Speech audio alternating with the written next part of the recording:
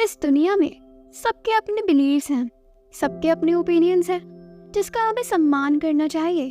पर कई बार कुछ लोग ऐसी बातें कर देते हैं कि उन्हें उनकी ही भाषा में जवाब देना बहुत ज़रूरी हो जाता है। हमारी आज की कहानी भी कुछ ऐसी ही है। एक आदमी हमेशा की तरह अपने नाई की दुकान पर बाल कटवाने आया। बाल कटाते वक्त अक्सर नाई और व्यक्ति देश दुनिया की बातें किया करते थे। आज भी वे सिनेमा, राजनीति और खेल जगत इत्यादि के बारे में बात कर रहे थे। अचानक भगवान के अस्तित्व को लेकर बात होने लगी। नाई ने कहा, देखिए भैया, आपकी तरह मैं भगवान के अस्तित्व में यकीन नहीं रखता। उस आदमी को यह सुनकर दुख हुआ और उसने नाई से पूछा, ऐसा क्यों? अरे, ये समझना बहुत आसान है। बस गली में जाइए और आप समझ जाएंगे कि भगवान नहीं है।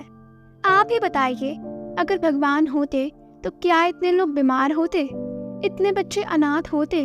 अगर भगवान होते तो किसी को कोई दर्द, कोई तकलीफ नहीं होती। नाई ने बोलना जारी रखा, मैं ऐसे भगवान के बारे में नहीं सोच सकता जो इन सब चीजों को होने दे। आप ही बताइए, कहाँ है भगवान? आदमी एक क्षण के लिए रुका और वो कुछ सोचा, पर बहस ना बढ़े इसलिए वह चुप रहा। नाई ने अपना काम खत्म किया और आदमी कुछ सोचते हुए दुकान से बाहर निकला और कुछ दूर जाकर खड़ा हो गया।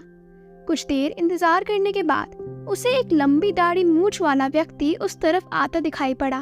उसे देखकर लगता था मानो वो कितने दिनों से नहाया धोया ना हो।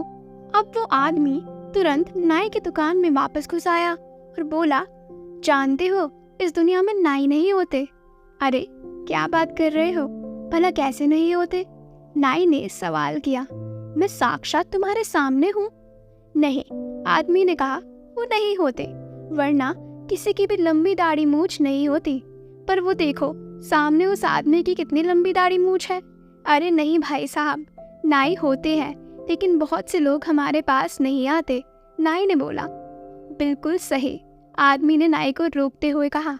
यही तो बात है, भगवान भी होते हैं, पर लोग उनके पास नहीं जाते और ना ही उन्हें खोजने का प्रयास करते हैं।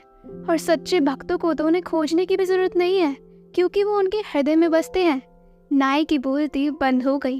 व्यक्ति फिर बोला, हर इंसान के दुख सुख उसके कर्मों पर निर्भर करते हैं, और इस मायावी दुनिया के दुखों से बचने के लिए सिर्फ एक ही उपाय है, ईश्वर की सच्ची भक्ति। देखिए, ये पूरा खेलना नजरिए का है।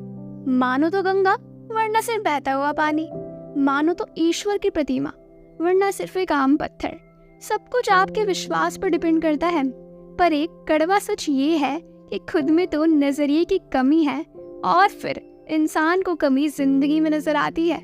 आशा करती हूँ आपको आज की कहानी पसंद आई होगी।